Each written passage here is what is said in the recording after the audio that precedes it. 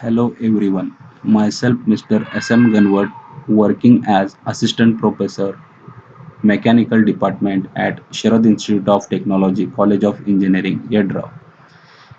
We have discussed Introduction to Material Science and Engineering in Part 1. The points discussed in Part 1 are why to study engineering material, then what is structure, what are its properties, and also we have discussed the components that are required. Those components are processing, structure, properties, and performance. Also, we have discussed the interrelationship between the four components of the discipline of material science and engineering and their relationship with example. Now, in part 2 of Introduction to Material Science and Engineering, we are going to discuss the classification of material with examples. Now, we will proceed further with the classification of solid material. Solid materials have been conveniently classified into three basic categories: metals, ceramics, and polymers. This classification is based primarily on chemical makeup and atomic structure, and most materials fall into one distinct grouping or another. In addition to this, the composites are engineered combination of two or more different materials. Another category is advanced materials, those used in high technology applications such as semiconductors, biomaterials, smart materials, and nano engineered materials. Now, we are going to discuss these classifications in details. Now, we'll see the first category of metals. Materials in this group are composed of one or more metallic elements. For example, iron, aluminum, copper, titanium, gold, and nickel, and often also non-metallic elements. For example, carbon, nitrogen, and oxygen in relatively small amounts. Atoms in metals and their alloys are arranged in very orderly manner. When we are going to compare metals with ceramics and polymer, they are relatively dense. With regards to mechanical characteristics, the metals are relatively stiff and strong. Also, they are ductile, that is, capable of large amount of deformation without fracture. Also, metals are resistant to fracture, which accounts for their widespread use in structural application. Metallic materials have large number of non-localized electrons. That is, these electrons are not bound to particular atoms. Many properties of metals are directly attributable to these electrons. For example, metals are extremely good conductors of electricity and heat. Also, they are not transparent to visible light. A polished metal surface has a lustrous appearance. In addition, some of the metals like iron, cobalt, and nickel have desirable magnetic properties. This information is all about the first category of our classification, that is metals. Now we are going to see some of the applications of first category, that is of metals. Familiar objects that are made up of metals and metal alloys. These are some of the examples where we'll see the utilization or application of metals and its alloys. We are going to see the silverwares, that is fork and knife, which is made up of metal. Again, scissors, coins, a gear, a wedding ring, and also nut and bolt. Number of applications are there where we are going to utilize our first category, that is of metals and its alloys. Now we will move further with the second category, that is ceramics. Ceramics are compounds between metallic and non-metallic elements.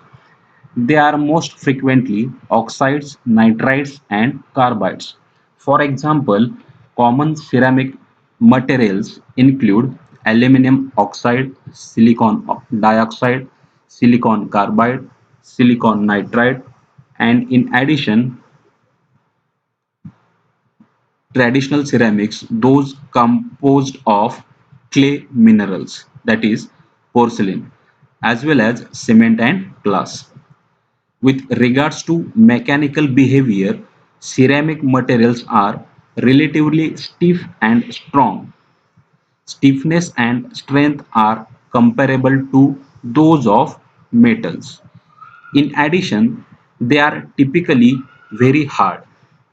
Historically, ceramics have exhibited extreme brittleness, that is, lack of ductility, and are highly susceptible to fracture. However, newer ceramics are being engineered to have improved resistance to fracture.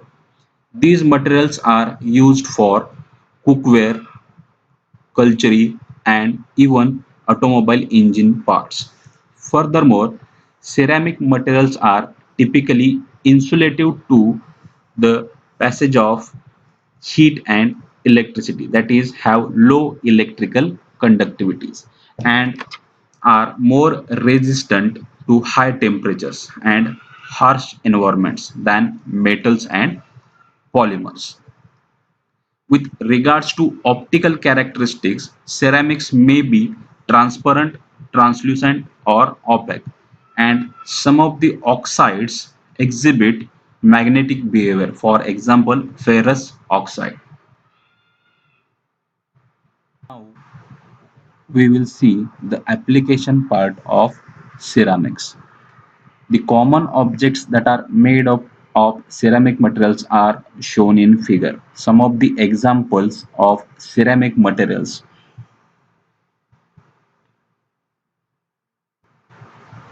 Now we are going to discuss the third category of our classification, that is polymers. Polymers include the familiar plastic and rubber materials.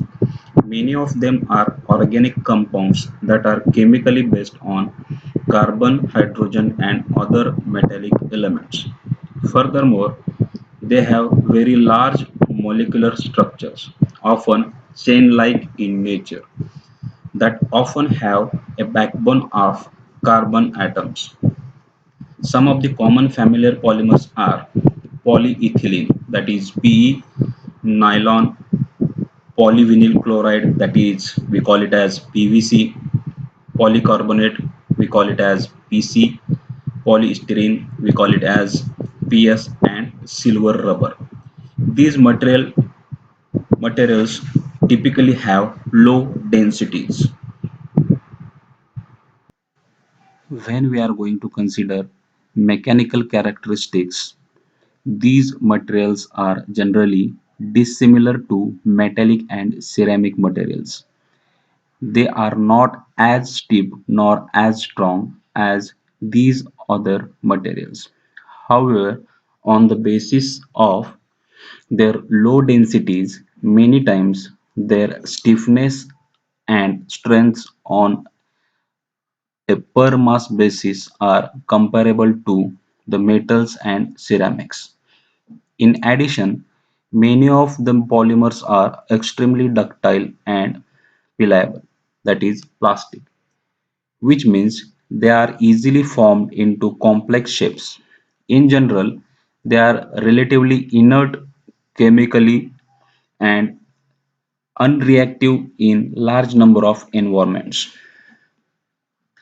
One major drawback to the polymers is their tendency to soften or decompose at modest temperature, which in some instances limits their use. Furthermore, they have low electrical conductivities and are non-magnetic. Now we are going to see the application part of the given material. Several common objects that are made of polymeric materials. For example, plastic tablewares, that is spoon, fork and knife, billiard balls, a bicycle helmet, two dice, a lawnmower wheel, plastic hub and tire. Also, it has got a plastic milk carton. Many more examples are there of polymeric materials. These are some of the common examples are shown in this particular figure.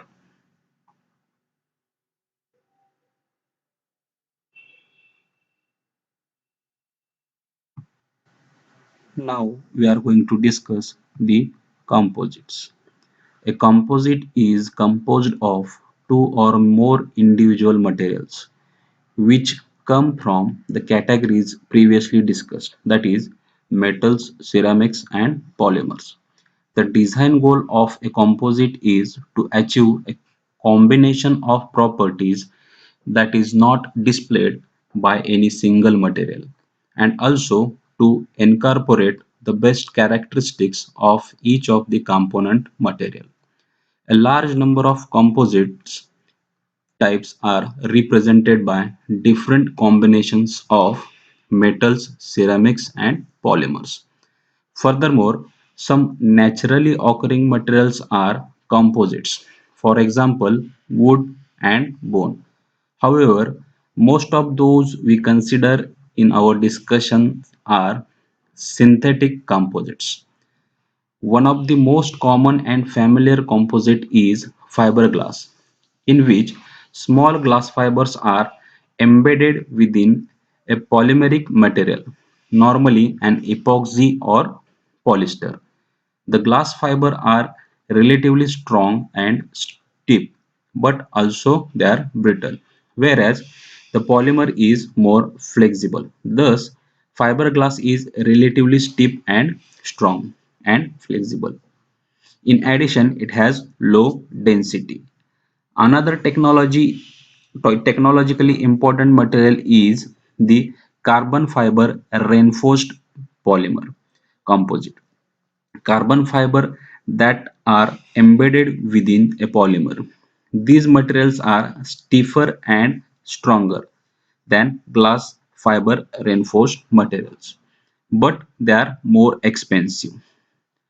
Now, CFRP composites are used in some aircraft and aerospace applications, as well as high-tech sporting equipments. For example, bicycles, golf clubs, tennis rackets, and skis, snowboards, and recently in automobile bumpers.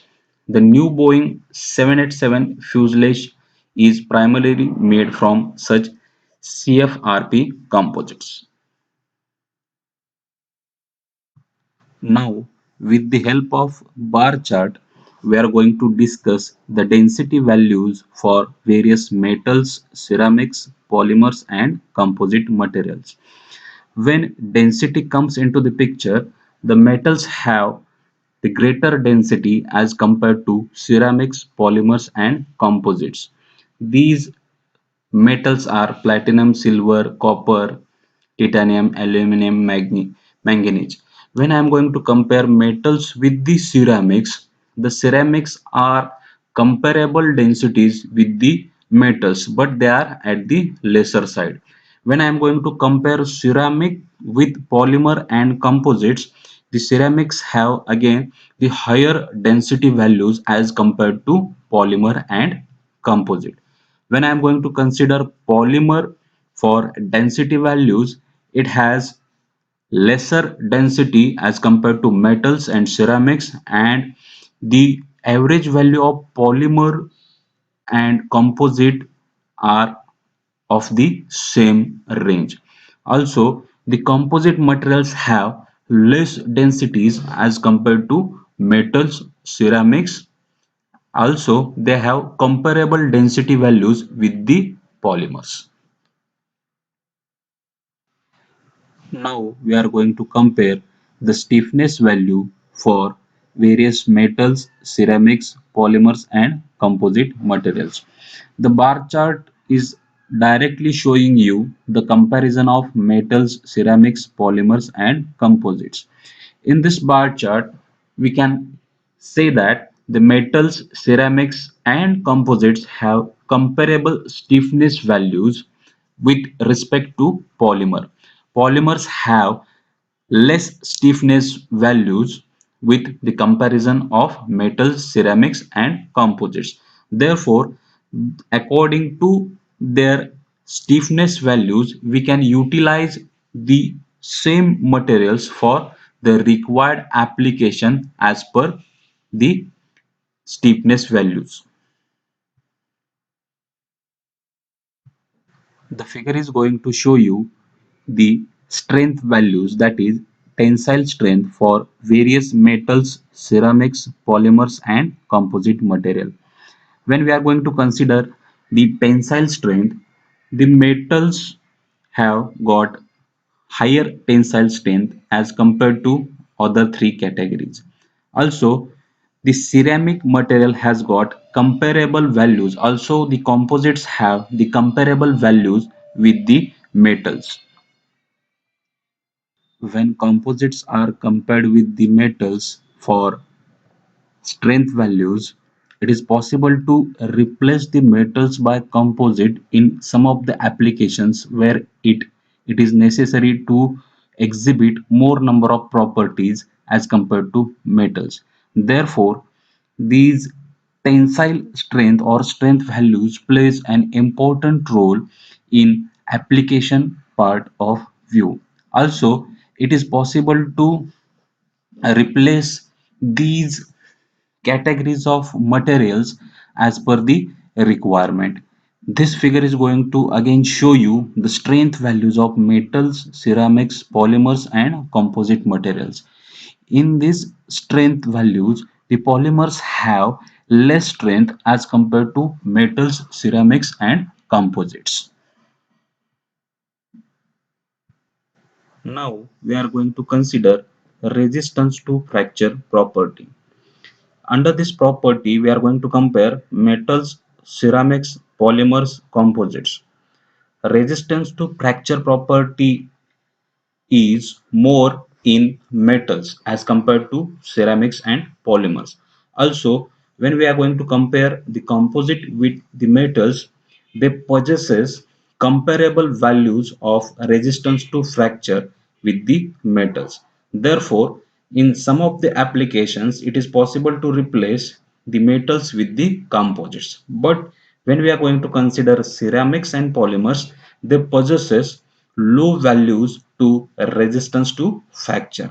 Therefore, the application where resistance to fracture property is required in more, then it is possible to consider metals and composites as compared to ceramics and polymer, as ceramics and polymers possesses low values to resistance to fracture.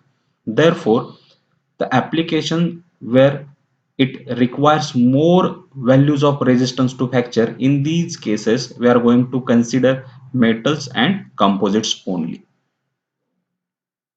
Now we are going to see the reference part. For this session, the reference is William D. Callister Jr., David G. Rethwich, Material Science and Engineering, an Introduction. For further reading, you can refer this particular reference book for Introduction to Material Science and Engineering.